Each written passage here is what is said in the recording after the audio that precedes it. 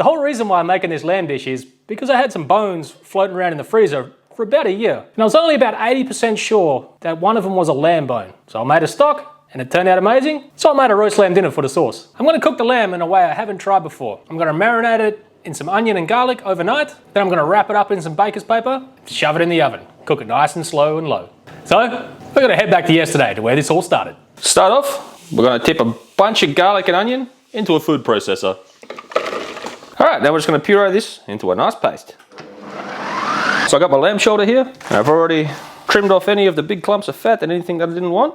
So we're just gonna go ahead and give it a big dose of salt. I'm gonna put it into this bag here. Now I would probably prefer a Ziploc bag, but I didn't have any that was big enough. So I have this, it's actually a vacuum seal bag that I've cut to size, and yeah, that's gonna work just fine. All right, so I've transferred my onion and garlic mixture into another container here to make it easy to pour into the bag. Once you got all your onions in there, you just gotta make sure that it's around the whole piece of meat. Now I'm gonna seal it off in my vacuum sealer. I won't put a vacuum on it, I'll just seal the bag. I think that'll work just fine. Now we've got it all covered in the onion. We're gonna sit this in the fridge. We'll come back to it tomorrow. Okay, to make the labneh, got some yogurt in a bowl. Just gonna put some salt in there, and we're just gonna mix it in. So I've got a bowl, with a strainer set in it, and a piece of cloth. Then we're gonna pour it into here like that. So the salt's gonna draw out any of the moisture, or some of the moisture that's in the yogurt, and it's gonna leak through and collect in the bottom of the bowl. And then we're gonna be left beautiful, creamy labneh on top. Then we're just gonna get a piece of cling film. We're gonna set this in there like that, so it's in contact with the yogurt. Then we're gonna tuck in all the sides here. Then we're gonna set this in the fridge overnight. After one marinade night later, let's get it out the bag. Okay, now we're gonna scrape all this onion garlicky goop off. As you can see, the meat's changed color a little bit, and it actually feels softer to the touch. Now I've raked all the onion and garlic off. I'm just gonna go through and poke some holes in it. And then every hole I'm gonna poke in, I've got a little slither of garlic and a little piece of anchovy. And we're gonna go ahead and poke little holes everywhere and stuff some garlic and anchovies in it. Now I've got my lamb studded with garlic and anchovy. I'm gonna wrap it in some baking paper. But first, I'm gonna get this saturated so it's a bit more pliable.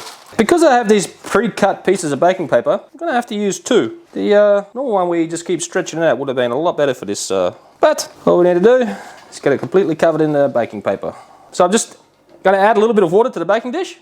And what's that going to do? It's going to stop any of the juices and fat that leak out of the meat. It's going to stop it burning in the bottom of the pan so I can use it later on. So now I'm just going to stick this into a 150 degree preheated oven without the fan, and we'll see how long it takes to cook. Okay, so my lamb's been in the oven for about an hour and a half now. I'm just going to come out. I'm just going to burn myself in a pan because it's hot. I'm just going to give it a little temp and give it a little check to see how it is. So at the moment, I don't know if you can see that properly, 71.5, which for a shoulder, we need to cook this till it's fall apart tender, which is around 95 degrees. So I can see in the pan that all my water's gone, and I want to keep all that, good brown stuff that you see on the bottom. So I'm going to add some more water to it. Not a lot, just a little bit to cover the pan so it doesn't, none of that good stuff burns. And we're going to put this back on the oven, keeping it at that 150 degrees. And we'll come back and check it in about another hour. So I just taken my lamb out the oven. It's tempered around between 90 and 91 degrees, which is just perfect for me. Now I'm just going to cover it up and let it rest while I get the rest of the components ready. Okay, so the labneh's been sitting in the fridge overnight and it's drawn out a lot of moisture,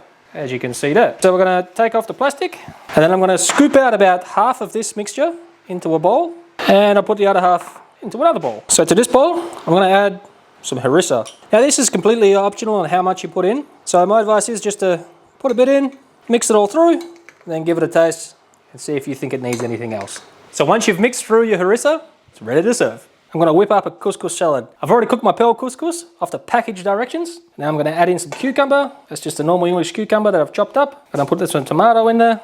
And I got a couple of big pinches of parsley, some mint, and some pomegranate seeds. Don't forget to put a bit of the juice in there too. All right, then we'll go ahead and get this mixed up to combined. All right, now we're going to add a little bit of lemon juice just to brighten things up some, and some salt. All right, we'll go ahead and get that mixed through. Okay, so I'm going to make up a little dressing. So I've just got the pan drippings here. I've just tipped it straight out the pan, fat and all included. Just want to give it a bit of a mix and pour some in your pot. And now I'm going to add some of this, which is a molasses with grape, date, carob and mulberry. So I'm going to add some of that to it. We're going to get this on the stove and we're just going to let it get nice and warm and reduce a little bit, and then we'll taste to finish it off. Okay, so I've reduced the drippings just a little bit. Obviously I added all of the dripping because I put a bit too much molasses in, and I also added some salt to taste. So just going to put a couple of tablespoons over the couscous here, and then we'll give it a mix through. Now we're ready to serve. So to make the paratha, I'm going to use the machine instead of my hand because I don't feel like kneading. So that's not all the water that's going to be added, but I'm just going to put about 3/4 of it in just to get started. And now I'm going to add some flour and salt. And on top of that, we're going to bung in some ghee. You could also use just normal butter, but I had some ghee already, so we're using ghee. Now we're just going to close it up and get this combined. So it's been mixing away here for a little bit. Now I'm just going to give it a little scrape down. I'm going to add a little bit more water. We'll get it closed down and we'll keep on mixing. So the dough's just starting to come together and I'm just giving it a feel, and it's going to need some more water. So I'm going to pour the rest of my water in. We'll get it closed up and we'll mix it for about 5 minutes and we'll come back and see how it looks. So I've been having my dough in here for about 5 minutes, mixing away. And now I'm going to give it the old window pane test, which is simply just rip off a bit of dough and you stretch it out, and it should stretch without breaking apart like it is now, to where you can see through it, which mine's not. So I'm going to put it back in. We're going to close it up and we're going to knead it for about another minute or so. So I've already taken my dough off the mixer. In total, mine was in the mixing machine for about 10 minutes. And now I've already pulled a piece of dough out and I just tore that a little bit, but that's the window pane test. I'm not sure if that's coming up too good on the camera, if you can see through that. Anyway, I'm just going to get it out onto the board. And because I like playing with doughs like this, I'm just going to get it into a nice ball. This dough feels so good.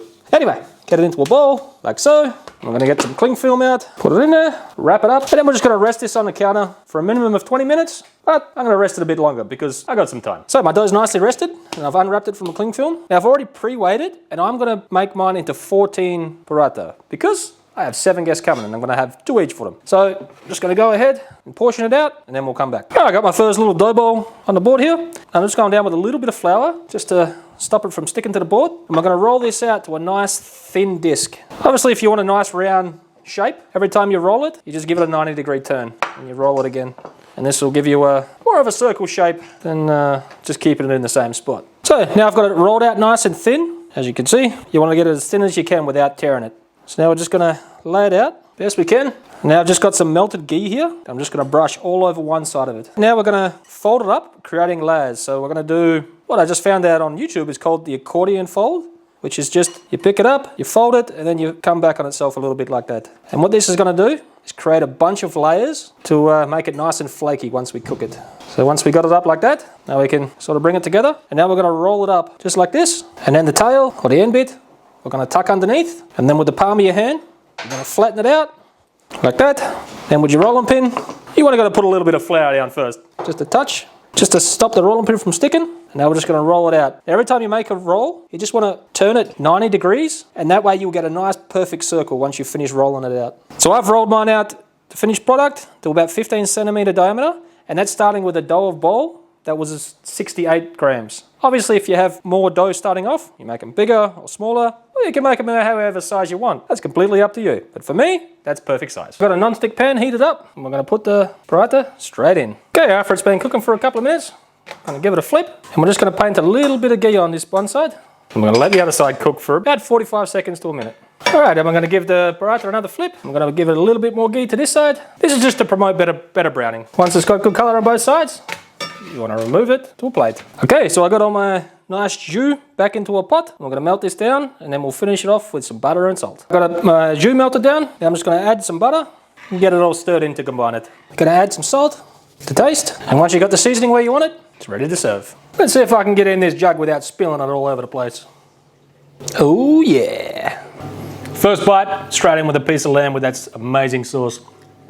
It is so rich and sticky. By the way, I made a short on YouTube how I made that sauce, so go ahead and check that one out. Now, let's try the other components. If you've never tried this big pearl couscous before, I highly recommend to give it a go. Better than any other pasta you've ever had. Let's get a bit of this bread involved in the situation. Got some of that nice salty labneh, and that one with a bit of a kick to it. Bit of pasta on some bread, never hurt anybody. That tastes absolutely wonderful, but this sauce, star of the show.